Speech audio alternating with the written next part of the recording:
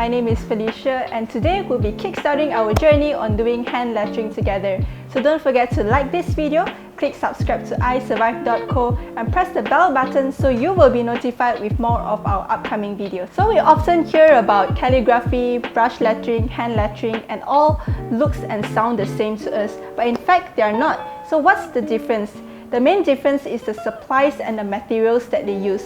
For calligraphy, they use pen with metal nib and ink, while for hand lettering, they use pens like Sharpies, gel pens and brush pens as well. So from this, we can see that hand lettering actually gives us a much more variety and supplies that we can use. So for instance, the one that I have here with me is what I call the Pentel Field Brush Pen Ink. So you can get this for 5 ringgit in any popular bookstore. So without further ado, let's get started. So the main concept of any calligraphy or hand lettering is to always remember to have a thin upstroke and a thick downstroke. So what I would suggest as a beginner is to try drawing a wavy line.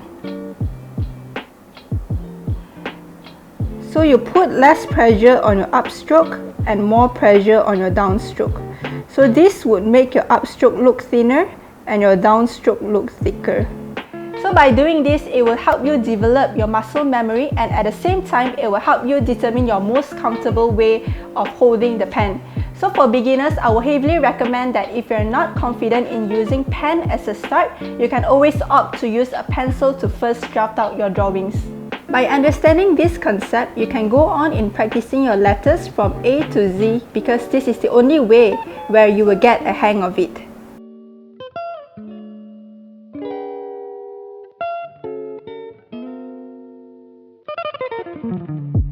So understanding that there might be some constraints and financial concerns in regards to purchasing materials and supplies like brush pens. Therefore, in this video, we will be focusing on teaching you some tricks on how to do brush lettering, not with brush pens, but instead with a normal stationery pen that we can get easily at home.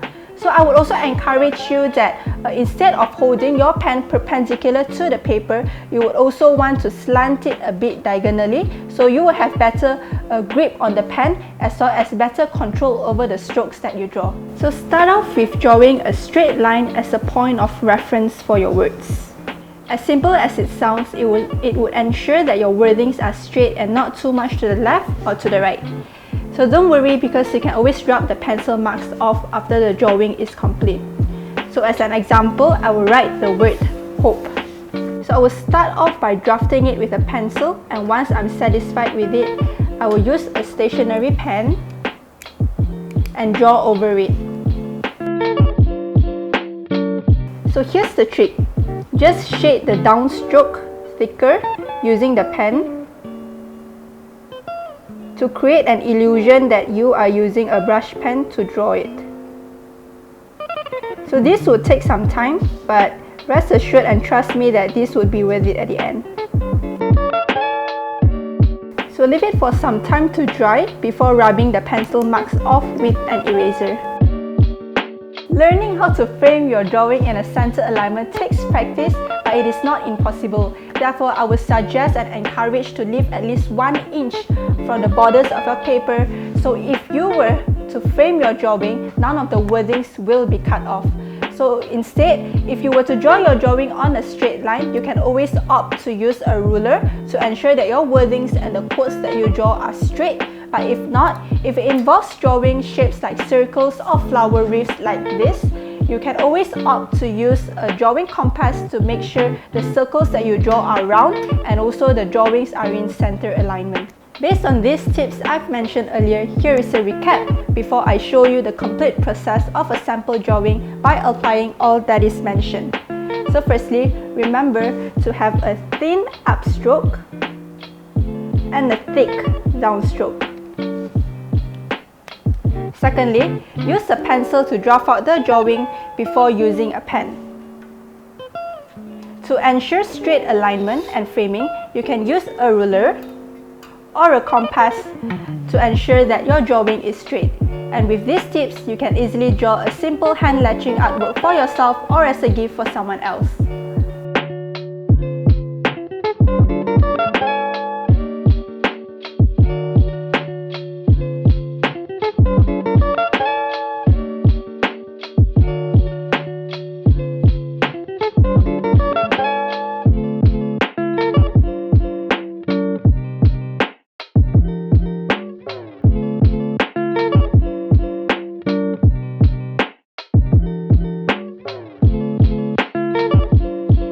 that's all we have for you in this video. Thank you for watching, and remember that doing hand latching is a process that takes time.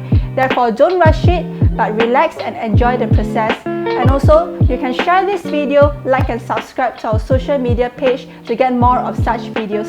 See you soon!